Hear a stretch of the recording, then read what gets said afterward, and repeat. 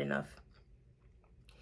Okay, so you're sourcing and you're screening interviews or resumes, and you're working with your recruiting partner, and now you've got some candidates you're interested in. So, whatever the process is in your company for making the arrangements to get those interviews set up, but really on your side as the manager, making sure that you have, selected an interview team, that you have selected the right interview team. So do you have the right mix of people? Are they from positions that either are directly or indirectly impacted or familiar with the role you're hiring? Is it just a fresh perspective that they bring? Is someone on the interview team for developmental reasons so that they're getting that experience now instead of, later when they become a manager? Whatever it may be, just really thinking about who is on that interview team.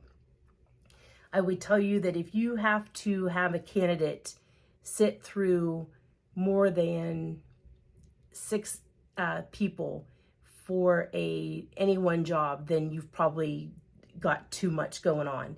So when it comes to interviewing, I would tell you that the panel interview is one of my favorites, and there's a couple reasons for that. One, it's in the best interest of the candidate, really. If you bring somebody in and then expect them to sit through 6 interviews, and that's not uncommon, and some places have even more, at an hour each, that's an entire day of them repeating the same thing over and over. Whereas if you have instead a panel interview where they sit in front of a group of people, may seem more intimidating, and actually, depending on the person, it's not. And sometimes it is, but for the best interest of all parties involved, you're not sitting there saying the same thing over and over and over. What I also like about a panel interview is that it gives the business an opportunity to come across more polished and more unified. So if you go in and you ask a question, and Molly has her question and she's asked that, but then Tom has a follow-up drill down question that he can ask, it allows then for note-taking to happen without awkward pauses.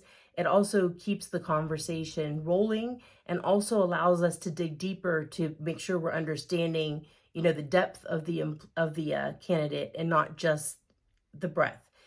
It is also a good idea to do that just because then there's always, I hate to say the word witnesses, but there's more than one person there, so that if it's ever brought up from a candidate that something inappropriate happened, you had more than one person there as witness to be able to say yeah or no, that didn't happen that way.